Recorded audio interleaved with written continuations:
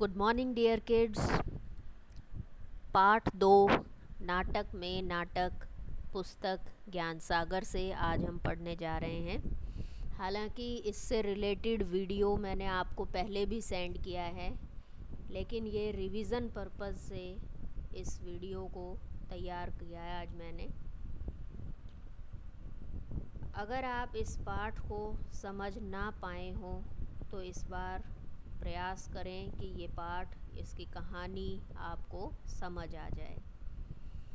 राकेश का मन तो कह रहा था कि बिना पूरी तैयारी के नाटक नहीं खेलना चाहिए, और जब नाटक में अभिनय करने वाले कलाकार भी नए हों, मंच पर आकर डर जाते हों, घबरा जाते हों और कुछ बुद्धू भी हों, तब तो अधूरी तैयारी से खेलना ही नहीं चाहिए। उसके साथी मोहन, सोहन और श्याम ऐसे ही थे। राकेश को उनके अभिनय पर बिल्कुल भी विश्वास नहीं था। वह स्वयं अभिनय इसलिए नहीं कर रहा था क्योंकि फुटबॉल खेलते हुए वह अचानक गिर पड़ा था। उसके हाथ में चोट लग गई थी और हाथ को एक पट्टी में लपेटकर गर्दन के सहारे लटकाए रखना पड़ता था। तो इस गद्यांश में आपने देखा कि राकेश नाम का एक बच्चा है जिसने मन ही मन सोच लिया था कि जब तक पूरी तैयारी ना हो किसी भी नाटक में अभिनय नहीं करना चाहिए। इतनी बात तो ठीक है, लेकिन जब अभिनय करने वाले बहुत ज़्यादा घबराते हों, कुछ हद तक मूर्ख भी हों और तैयारी उनकी आधी हो, तो भी नाटक में अभिनय नहीं करना चाहिए। तो उसके जो दोस्त थे मोहन, सोहन और श्याम, वो ऐसे ही थे बिल्कुल। राकेश को उनके अभिनय पर बिल्कुल भी विश्वास नहीं था। स्वयं अभिनय वो करना चाहता था, लेकिन इसलिए नहीं कर पा रहा था क्योंकि उसके हाथ पर चोट लगी हुई थी। तो हाथ को पट्टी के सहारे लपेटकर गर्दन से लटकाए रखना पड़ता था।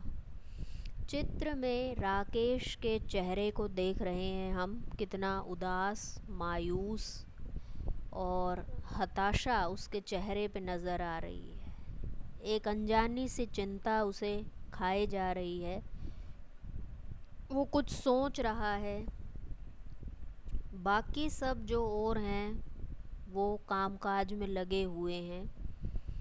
कोई पर्दे लगा रहा है, कोई पीछे चित्र लगा रहा है, कोई आने जाने के लिए रास्ता तैयार कर रहा है, कोई बागवानी पेड़ों में जैसे किसी तरह से काट छांट कर रहा है। साफ़ सफाई का भी काम यहाँ चल रहा है। सब व्यस्त हैं, लेकिन राकेश कुछ अनमना सा लगातार सोचे ही जा रहा है। चित्र को देखने के बाद सारी बात धीरे धीरे करके समझ आने लगती है। नाटक खेलना बहुत आवश्यक था। मोहल्ले की इज्जत का सवाल था। मोहल्ले के बच्चों ने मिलजुल कर फालतू पड़े एक छोटे से सार्वजनिक यानी कि जिसमें सब आते जाते हों, सब खेलते हों, उस मैदान में दूब यानी कि घास और फूल पौधे लगाए थे। वहीं एक मंच भी बना लिया था। राकेश की योग्यता पर सबको बहुत विश्वास भी था। समय था केवल 1 सप्ताह का। 7 दिन ऐसे निकल गए कि पता भी नहीं लगा। ये लगा शब्द के बाद यहाँ विस्मयादि बोधक चिन्ह है। जब हम आश्चर्य, हैरानी, शोक, विस्मय प्रकट करते हैं तो इस तरह के चिन्हों का प्रयोग होता है। मोहन, सोहन और श्याम यूं तो अच्छी तरह अभिनय करने लगे थे, पर राकेश को उनके बुद्धूपन से डर था। हर एक अपने को दूसरे से अधिक दिखाना चाहता था। ये मानवीय स्वभाव है। दूब का यहाँ नीचे अर्थ दिया हुआ है घास। तो ये मानवीय स्वभाव है कि हर कोई अपने आप को एक दूसरे से समझदार मानता था। आप में भी यही होता होगा जब आप आपस में बातें करते हैं, कोई भी विचार बांटते हैं, तो आपको लगता होगा कि नहीं, मैं सबसे ज़्यादा समझदार हूँ, दूसरा मुझसे ज़्यादा समझदार है ही नहीं, जबकि ऐसा नहीं होता है। इस तरह का भाव आपके मन में नहीं आना चाहिए। सबको आपको समान भाव से देखना, समझना चाहिए। और कहीं ना कहीं ये माना जाएगा कि जब आप में इस तरह के विचार आते हैं तो आप आपसी तालमेल नहीं बैठा पाते हैं। वही इस नाटक में भी हुआ।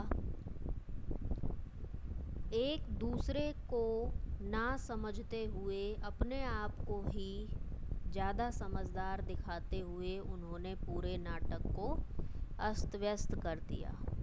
क्या होता था उनमें कि वो भूल जाते थे कि कहाँ क्या करना है, क्या कहना है, कब कौन से संवाद बोलने हैं, और आपस में मूर्खों की तरह वो एक दूसरे से ही उलझने लग जाते थे। राकेश ने पूर्वाभ्यास के 7 दिनों में उन्हें बहुत अच्छी तरह समझाया था। पूर्वाभ्यास का यहाँ अर्थ है पहले होने वाला अभ्यास, रिहर्सल। उसमें बहुत अच्छी तरीके से उन्हें हर तरह से समझा दिया था। निर्देशन उसने इतना अच्छा दिया था कि छोटी से छोटी और साधारण से साधारण बात भी समझ में आ जाए। खैर, प्रदर्शन का दिन और समय भी आ गया। राकेश साज सज्जा कक्ष में खड़ा सबको खास खास हिदायतें फिर से दे रहा था। मोहन बोला, मेरा दिल तो बहुत ज़ोरों से धड़क रहा है। मेरा भी, सोहन ने सीने पर हाथ रखकर कहा। तुम लोग पानी पियो, मन को साहसी बनाओ। राकेश ने फिर हिम्मत बढ़ाई। जैसे तैसे अभी तक तो ठीक ठाक हो गया सब कुछ। अभिनेता मंच पर आ गए, पर्दा उठा। मोहन बना था चित्रकार और सोहन बना था उर्दू का शायर। नाटक में दोनों दोस्त होते हैं। चित्रकार कहता है उसकी कला महान, शायर कहता है उसकी कला महान, और श्याम बनता है संगीतकार। यानी कि संयोग की बात है कि उनको पात्र भी ऐसे ही मिलते हैं जिसमें वो एक दूसरे से अपने आप को बढ़ा चढ़ाकर दिखाते हैं। तो यूं उनमें आपसी बहस, आपसी टकराव धीरे धीरे करके शुरू हो जाती है। और मंच पर आप देख रहे हैं कि किस तरह वो भौचक्के से कुछ भूले भूले से नज़र आते हैं। यानी कि बोलना चाहते हैं लेकिन संवाद उनके मुख से बाहर नहीं आते। रही बात अंग संचालन की, तो यहाँ इस चित्र में जिसने हरे रंग के वस्त्र पहने हैं, देखिए कुछ भूलकर संकेत भी करने लग गया है। तो यहाँ पर स्पष्ट हो रहा है कि दर्शक उनको देख रहे हैं, सबके चेहरों पे हंसी का भाव है, कुछ ना कुछ मतलब वो हल्का सा समझ रहे हैं कि भाई कोई ना कोई यहाँ पर बाधा है, अवरोध है। तो वह उनसे मुलाकात करने उस स्थान पर आता है जहाँ वे ये बहस कर रहे हैं। कौन आता है? राकेश। बजाय इसके कि वह नए नए मित्रों से मधुर बातें करे, बड़े छोटे के इस विवाद में उलझ जाए, वह कहता है संगीतकार की कला महान।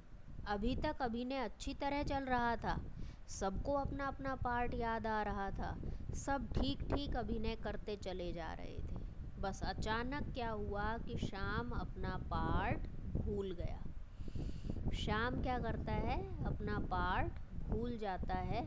उसको समझ नहीं आता कि उसे क्या बोलना है क्या नहीं। सब ठीक ठीक अभिनय करते चले जा रहे थे। यहाँ पर दिक्कत आती है कि अचानक श्याम अपना पार्ट भूल गया। शब्दार्थ आपको साथ ही साथ ध्यान देने हैं। प्रदर्शन दिखाना, नाटक को मंच पर करना, पार्ट हिस्सा या भूमिका। तभी से आंशिक रूप से राकेश को समझ आने लग गया था कि गड़बड़ तो यहाँ ज़रूर होने वाली है। देखिए, पर्दे की आड़ में राकेश स्वयं पूरा लिखित नाटक लिए खड़ा था। वहाँ से प्रॉम्प्ट कर रहा था वो बार बार में, बीच में जब जहाँ दिक्कत हुई वहाँ भी उसने बोलकर बताया। वह हर नए संवाद का पहला शब्द बोल रहा था ताकि कलाकारों को संवाद याद आते रहे। पूरी कोशिश की उसने काम को संभालने की, लेकिन काम जो है कहीं ना कहीं डांवाडोल जरूर हो गया। आप देख रहे हैं कि किस तरह से राकेश ने पूरी स्क्रिप्ट अपने हाथ में पकड़ी हुई है और वो वहाँ पर जो उसकी तरफ पलट कर देख रहे हैं अभिनय करने वाले कि कुछ बोलेगा बोलेगा राकेश और तब हम बोले। वो बोल भी पाते, लेकिन उनका तो ध्यान आपस में लड़ाई झगड़े में, एक दूसरे को ये दिखाने में कि भाई आपने गलत संवाद बोले हैं, आपने गलत बोले हैं, इसी में जा रहा था।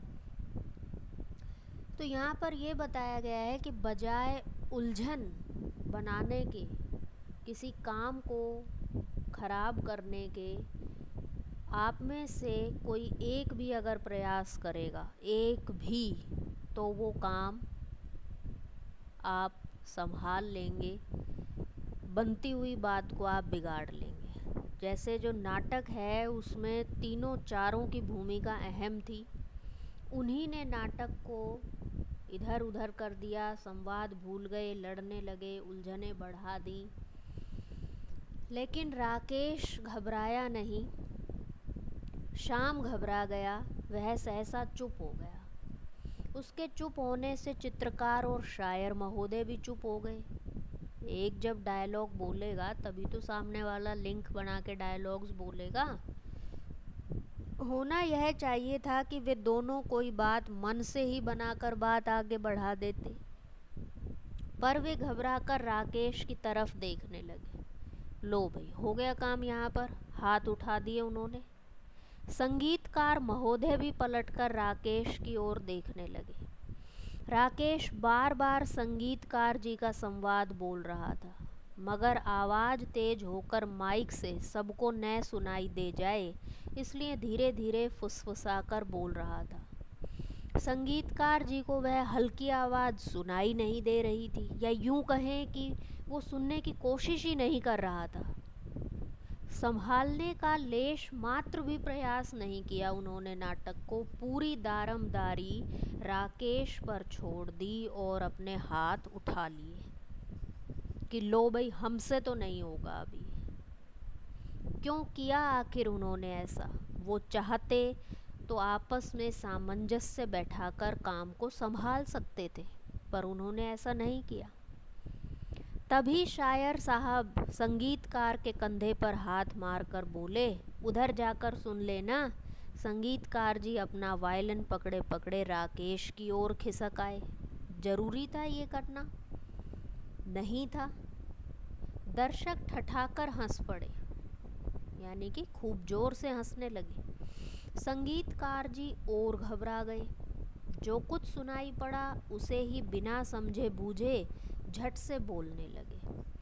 संवाद ये था, जब संगीत की स्वर लहरी गूंजती है तो पशु पक्षी तक मुग्ध हो जाते हैं। शायर साहब, आप क्या समझते हैं संगीत को? मगर संगीतकार साहब बोल गए यूं, जब संगीत की स्वर लहरी गूंजती है तो पशु पक्षी तक मुंह की खा जाते हैं। गाजर साहब, आप क्या समझते हैं हमें? तो इस तरह से जो कुछ हल्का फुल्का सुनाई दिया वो बोला, और संभालने की, सोचने की बिल्कुल कोशिश नहीं की कि गाजर शब्द तो यहाँ पर था ही नहीं, यहाँ तो शायर शब्द था। तो इस तरह से पूरे नाटक को उन्होंने एक कड़ी में पिरोने की बजाय बिखेर सा दिया। तो संभालना पड़ा फिर राकेश को। शायर साहब तपाक से बोले, तुम्हारा सर? गाजर साहब हूँ मैं। दर्शक फिर ठठाकर हंस पड़े। चित्रकार महोदय ने मंच पर सूझ और अक्लमंदी दिखाने की कोशिश की। इनका मतलब है आपकी शायरी गाजर मूली है और आप गाजर साहब हैं, सो इनकी कला महान है, मगर मेरी कला इनसे भी महान है। राकेश दांत पीस रहा था, यानी कि गुस्सा कर रहा था। उसकी सारी मेहनत पर पानी पड़ गया था, सारी मेहनत उसकी ख़राब हो गई थी। इतने दिन से जो वो रिहर्सल करा रहा था सब बेकार होने वाली थी। पर इस तरह बात संभलते देखकर वह कुछ शांत हुआ। इस बार शायर साहब बुद्धूपन दिखा बैठे, गुस्सा होकर बोले, तूने भी तो गलत बोल दिया। मुझे गाजर साहब कहने की बात थी क्या? और मेरी शायरी गाजर मूली है तो तेरी चित्रकला झाड़ू फेरना है, पोतना है, पॉलिश करना है, झक मारना है। यानी कि एक के बाद एक सारी बातें जो मन में दबा कर बैठे थे सब वहाँ पर मंच पर वो निकालने लगे। चित्रकार महोदय ने हाथ उठाकर कहा, देख, मुंह संभाल कर बोल। यहाँ पर देखिए कैसे लड़ रहे हैं, और राकेश परेशान हो रहा है और दर्शक आनंद ले रहे हैं। दर्शक फिर जोर से हंस पड़े। राकेश घबरा रहा था, गुस्सा भी आ रहा था, उसे रोना भी आ रहा था। सारी इज्जत मिट्टी में मिल गई। पर अब क्या हो, वह बार बार दोनों हथेलियों को मसल रहा था और कोई तरकीब सोच रहा था। तपाक का अर्थ है झट से, तुरंत।